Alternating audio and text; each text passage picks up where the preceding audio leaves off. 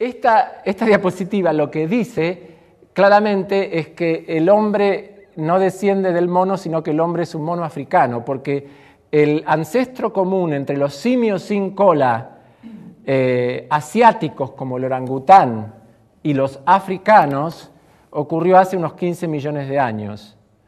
De aquí hay una rama que el ancestro común entre el gorila africano y la rama de los chimpancés y el hombre ocurrió hace 7, 8 millones de años.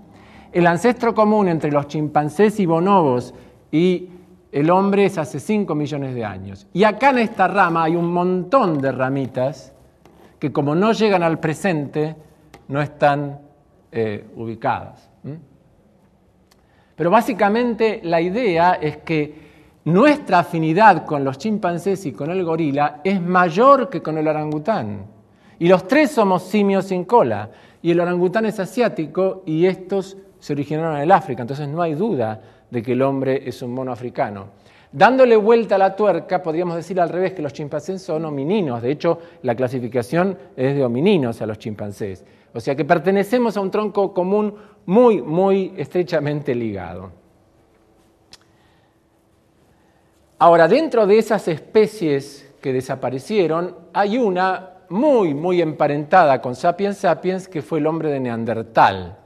Este hombre de Neandertal era una especie humana que vivió, se cree que se apareció hace unos 400.000 años, a partir de otros homínidos, ¿no? Porque ya había muchos homínidos.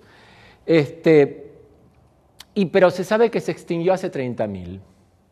Se extinguió cuando Sapiens sapiens todavía no tenía manera de registro histórico. O sea, no había pinturas de las cuevas de Altamira que pudieran pintar a Neandertal. Pero si hubiera registro cultural, histórico, pictórico de Sapiens sapiens, seguro que pintaría a Neandertal porque coexistieron en la misma área geográfica. En el año 97, Svante Pavo consigue permiso del Museo de Historia Natural de Múnich para rayar un poquito de hueso de Neandertal. Y con ese hueso rayado, que le tardó como 2 años obtener el permiso, logra secuenciar el genoma de la mitocondria de Neandertal y comprobar que el genoma mitocondrial de Neandertal es muy distante al genoma mitocondrial de cualquier humano presente. Con lo cual concluye que los neandertals no eran nuestros ancestros, sino que eran una especie paralela a nosotros, una especie paralela.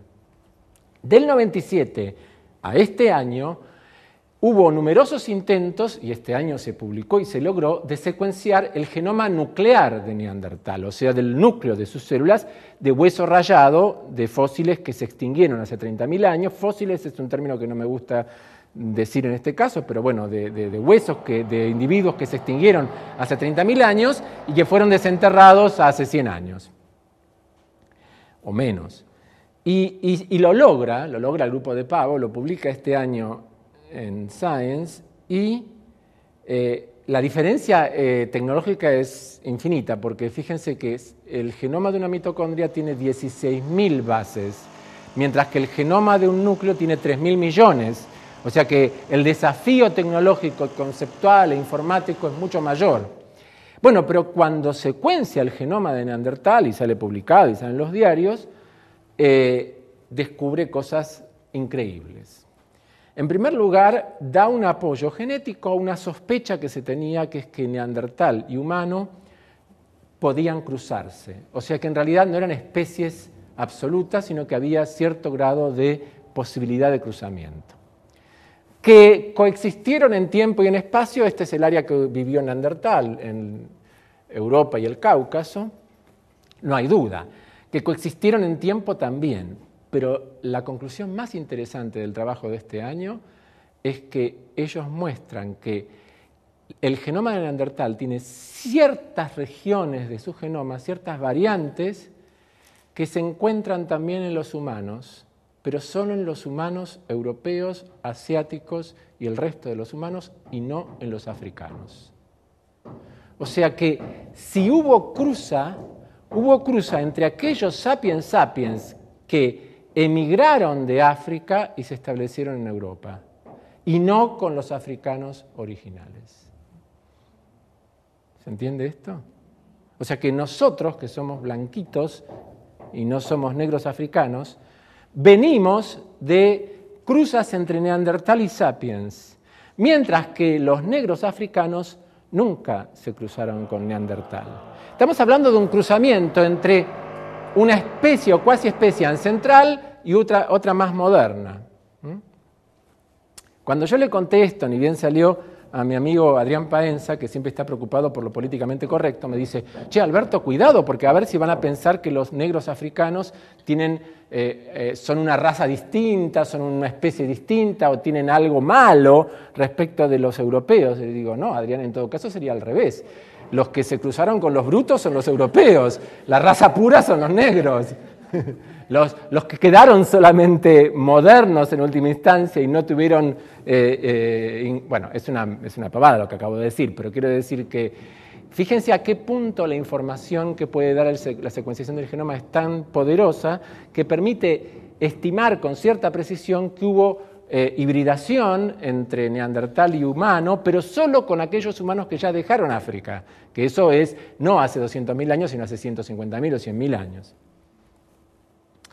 Bueno, 5 más y tengo que ir a cambiar el... ¿Cómo se manifiesta la información genética para fabricar las proteínas? Es lo que se llama dogma central de la biología molecular o flujo de información genética. Le puse signos de admiración y de interrogación a dogma porque ustedes saben que en la ciencia no hay dogmas y a esto se lo llamó dogma en los años 60. Bueno, un poco porque eran muy pocos los biólogos moleculares, se sentían que habían descubierto realmente la verdad de la vida y los bañó una cierta soberbia como para llamar a esto dogma.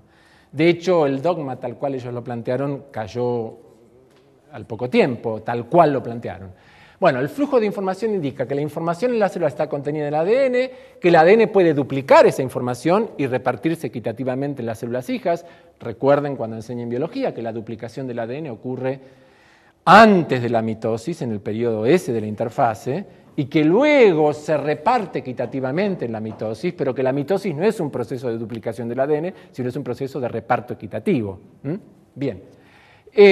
Ciertas regiones del genoma, que son los genes, pueden transcribirse para formar ARN y ciertos ARN, no todos, llamados mensajeros, pueden traducirse en los ribosomas para formar polipéptidos. Y el flujo de información es irreversible porque por ahora la etapa irreversible es la traducción. No es irreversible la transcripción porque en el año 69 Howard Tamin y David Baltimore descubrieron una enzima que es capaz de fabricar ADN usando ARN como molde, que es la transcriptasa reversa, que está presente en los retrovirus, pero está presente también en las células eucariotas normales que no están infectadas por retrovirus y que le dio el nombre a los retrovirus. O sea que en el 69 cae el dogma tal cual había sido enunciado en el 60, porque en el 60 la irreversibilidad se pensaba que estaba en los dos pasos. Las palabras transcripción y traducción no son arbitrarias, tienen una lógica intrínseca, porque transcribir es copiar un texto en otro lugar en el mismo idioma.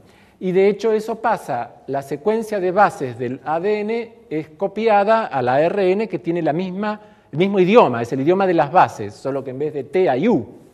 Ahora, traducir es copiar un texto de un idioma a otro. Acá el idioma de las bases va a ser pasado al idioma de los aminoácidos, de las proteínas.